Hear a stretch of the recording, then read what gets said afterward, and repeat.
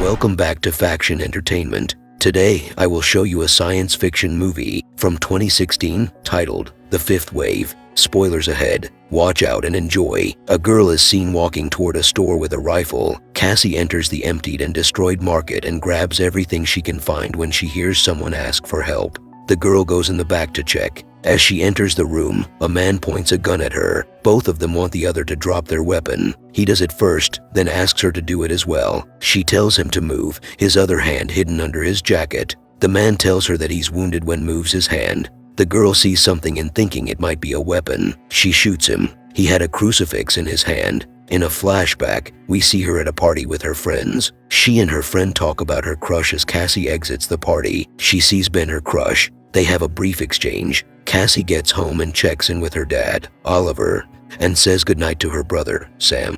The next day, Cassie has soccer practice. Her friend wants to show her something strange on her phone, but they get interrupted by their teacher. All of a sudden, Cassie notices everyone else is on their phone because something major is happening. Later, Cassie's family watches the news report about a mysterious UFO. Sam runs out of the house and the rest follow him, only to be struck by the image of the UFO in the sky above them. During the first 10 days, the aliens made no attempt at communicating. People from Cassie's neighborhood begin to move away from the cities, which is noticeable the next day at her school. Suddenly, all kinds of devices stop working. The kids in the class hear a crash outside and they see a pileup on the road in front of the school. An airplane is also seen falling from the sky, crashing near the school, and destroying some of the cars. This was a reaction to the electromagnetic pulse that the aliens had activated the first wave meant to kill all the power. Later, Cassie's dad picks her up from school. She looks at Ben and thinks it will be the last time she'd see him. Flash forward some time, Cassie and Sam are getting water when the second wave hits like an earthquake. They run away from the falling trees when a giant wave appears behind them. Cassie manages to get Sam and herself to safety, climbing up on a nearby tree. They were the lucky ones. Unlike the cities close to the ocean, tsunamis had hit all the coastal cities on every island, completely destroying them. After the second wave, the third one was a modified avian flu that the aliens had sent back to the planet, decimating the human population. Cassie arrives at her school, which was made into an additional medical facility. She sees her friend there and goes to greet her, but Cassie's mom appears and tells her that her friend is quarantined. She puts a mask on her and makes her go home. Later, Cassie and the rest of her family have a funeral for her mom that died from the flu. After some time, Cassie is packing essential things and getting ready to leave. She ties Sam's shoes with their dad, packs the last of the stuff they'll need. The three of them leave the house and begin the trek toward a refugee camp.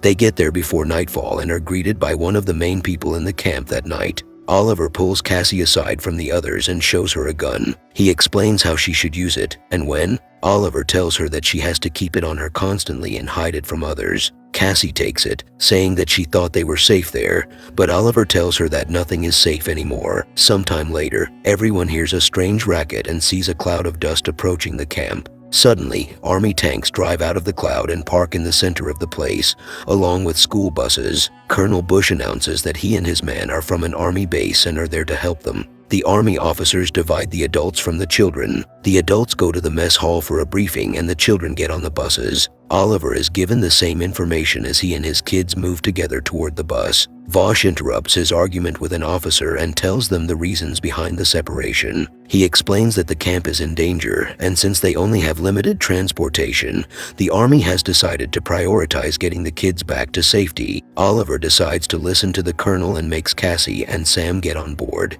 He tells her to take care of her brother and assures them that he'll arrive at the basin as well. Once the kids are inside, Sam realizes he's forgotten his teddy bear, and since Cassie can't persuade him to leave without it, she goes to get it, making him stay on the bus. Cassie enters the sleeping quarters, but as soon as she finds the bear, she hears the buses leave. She runs toward them, though never manages to reach the moving bus. Meanwhile, Vosh informs the adults that the army believes that the fourth wave has begun. The aliens have come down from their shifts and are moving among people, possessing the ability to inhabit human hosts and control their actions. The people from the camp become rattled, and Vosh tells them that even though they can detect the aliens in children, they still can't detect them in adults. Everyone asks about their children, but the colonel tells them that they'll be held in a different facility than then because there is no way to differentiate humans from aliens.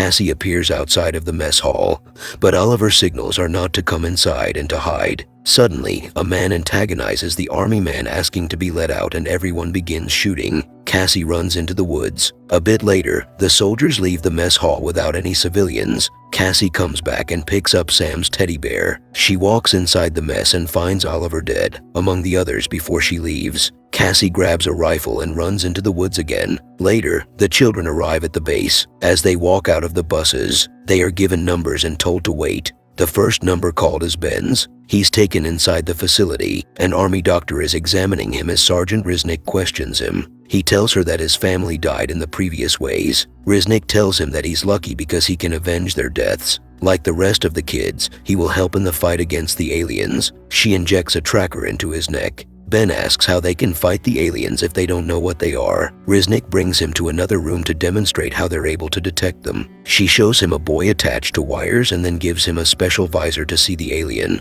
It is a parasite that infects humans and controls them. No extraction method works, so the only way to kill the parasite is to kill the host. She hands him a switch to kill the boy, then falters, but eventually kills him. Riznik welcomes him to the fight. Simultaneously, Cassie is surviving by herself. She hides in the woods and thinks that she can't trust anyone. Her main objective is to get to the base and find her little brother. After a long journey, she runs out of water when she sees the store where we saw her first. That night, Cassie falls asleep with her brother's bear. The next day, she reaches a highway filled with abandoned cars. She finds dead bodies scattered between the vehicles and realizes they have been killed recently. Cassie sees an alien drone and immediately gets shot in the thigh. She hides under a truck for a moment, but remembers her brother and decides to shoot her way out of the situation. Unfortunately, she passes out. Meanwhile, Vosh prepares the children for the upcoming battle with the aliens. He tells them that they are planning a final attack. A fifth wave.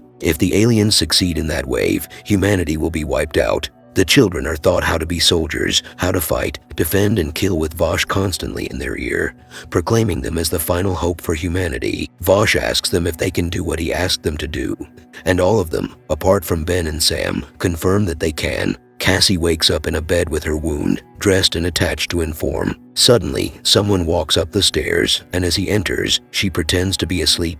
The next day, Cassie takes out the needle from the fourth, gets to her backpack to find her gun, but falls over because her wound is still fresh. She hears the man coming and gets back into bed. When the man walks in, he tells her that he knows she's awake. He introduces himself as Evan. Cassie asks where she is, and Evan tells her how he found her and brought her there. She asked for her gun, but he says that he didn't see one where he found her. Suddenly, Evan realizes that Cassie might have torn her stitches, and when he confirms his suspicion, he picks her up and takes her to the bathroom to fix her up again as he's sanitizing her wound. Evan tells her that she's been there for a week. Then Cassie asks how far they are from the base, and he tells her. Later, he asks her why she asked about the base, and Cassie tells him about Sam. Evan tells her that he wanted to help her because he couldn't save his family, and he needed to feel more human. At the base, the kids are playing poker, already settled into their new roles. They talk about the new recruit joining their squad when Riznik brings her in and introduces her as a ringer. She shows her to her bunk. As soon as Ringer puts her stuff down, she goes over to Ben and asks if he's the leader of the squad.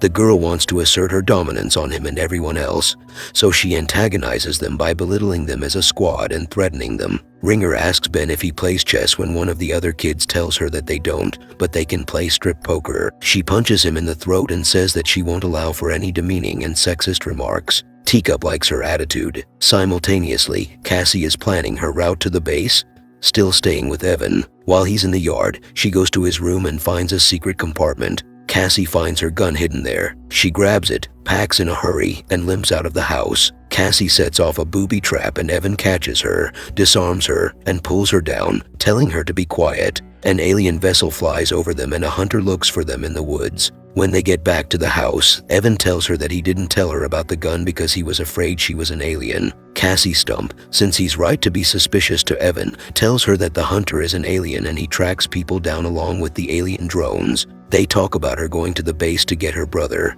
but Evan says that he might be dead already. Cassie doesn't agree and says that she'll go get him. Evan follows her into a room and tells her that he'll come with her. He says that he'll get her there, even though he can't promise what they'll find at the base. In the meantime, Ben gets closer to ring her. She tells him that unlike him, she had to take care of herself even before the aliens came, so she was ready for the end of the world. Ringer was doing fine before they dragged her into the school bus, then corrects her, saying they were rescued. She says that they were drafted. The two of them are sparring partners, and Ben tells her that if he can take her down, she'll teach him and the rest of the squad how to shoot. She agrees and takes him down easily. Unfortunately, she gets a little cocky, so he tackles her down second. Cassie and Evan are on their way to the base. She asks him to teach her how to disarm someone the way he disarmed her. Evan patronizes her and she calls him out, telling him that she isn't trying to be tough, but that she promised her brother that she would save him. Cassie gets her point across, so Evan decides to show her how to do it. First, he demonstrates on her. Then he lets her try a few times and also teaches her how to subdue her attacker. She thanks him, and they continue their journey to the base. Their ringer is teaching her squad how to shoot. She gives them a few tips and tells them to try again. Resnick joins them and tells Ben that the colonel wants to see him. The boy follows her to a war room. Vosh calls him over and informs him of several simultaneous attacks on different cities. The fifth wave of the invasion has begun. He shows him an improved and mobile version of the visor they used in medical before, with which they can see the aliens on the battlefront. Vosh tells him that they need to test the visors on the field, and he'll send Ben's squad as one of 4 to do that the next day. He tells him to bring his squad back in one piece. In the woods, Cassie wakes up in the tent alone. She looks for Evan and finds him bathing in the river. He notices her watching him, and she runs away. When Evan gets back to their camp and finds Cassie looking through her photos, he asks her about her best friend and recognizes Ben in a photo from his description in her journal. Cassie is embarrassed that he's read it. Evan then sees a photo of Sam and tells her that he can't wait to meet him. They pack up and leave the campsite, then follow the train tracks until night falls and they find shelter. The same night, Ben and Sam can't sleep and they talk. The boy begins to sing the way Cassie sang to him before everything happened. Ben sings with him, annoying the rest of the squad, except Ringer. Meanwhile, Evan helps Cassie redress her wound. She kisses him and thanks him. Early that morning, the squad is getting into a helicopter to get to the testing site. Ringer asks Ben where Sam is, and he tells her that he has food poisoning.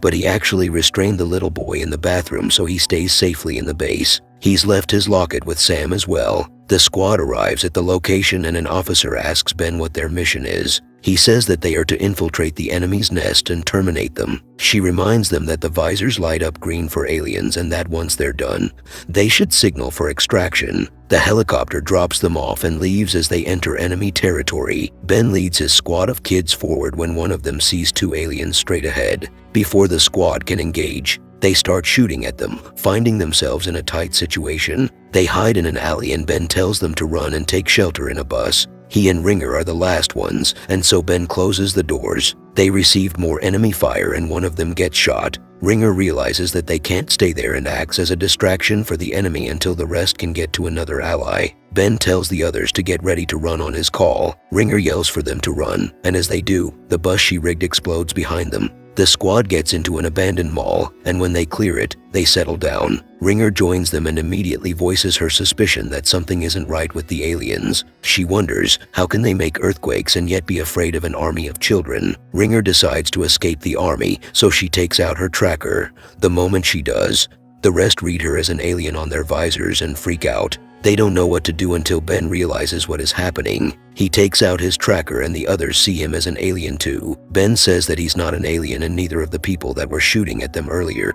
Resnick and Vosh lied to them. He says that green actually means human and that the visors and the trackers were fake. The real test was on them to see how they would react to the situation. When the others question his logic, he explains that the army is actually the aliens manipulating kids to do their dirty work and pick off the rest of the survivors. Ben tells them that they're not fighting the fifth wave, but that they are the fifth wave. Teacup asks what they should do, and he tells all of them to take out their trackers. Ben will be the only one to go back to the base to save Sam. He tells Ringer to shoot him, so it looks real. Simultaneously, hunters find Evan and Cassie. Evan walks out of the truck, and one of them tells him that he's out of his drone sector, then shoots at him. Cassie wakes up to find Eve struggling with the 2 men, and he tells her to run. Before she does, Cassie takes out the gun and is looking for ammo when she sees something strange. Then Evan falling next to the truck. One of the men is going after her, and she manages to escape briefly until he grabs her outside of the truck.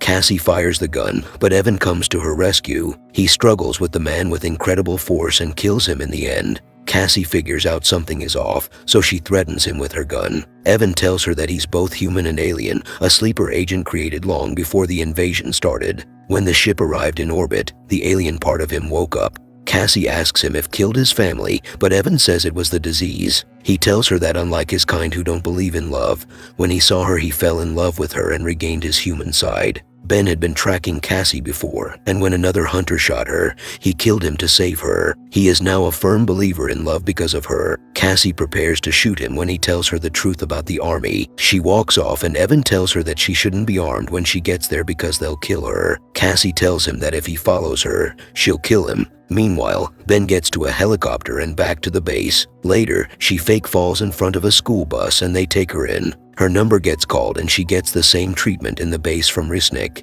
As she shows Cassie the alien, she hits Risnik over the head. They struggle for a while, but Cassie kills her, then removes the tracker. She takes her clothes and goes through the base looking for her brother. Ben is at a briefing with Colonel Vosh, but he knows what the boy is up to. He asks him what he knows, and Ben says that he knows what they are, then realizes that they will kill him. Vosh says that humans did nothing to deserve what happened to them other than occupying a space they needed, then faces him with another truth about humans, namely that we've been doing the same things to others for centuries. Suddenly, an officer comes in and tells them that Risnik has been killed, as well as 3 guards at the west gate. An explosion is heard from inside the base. Vosh orders the child army to be deployed and for his officers to find out who's attacking them.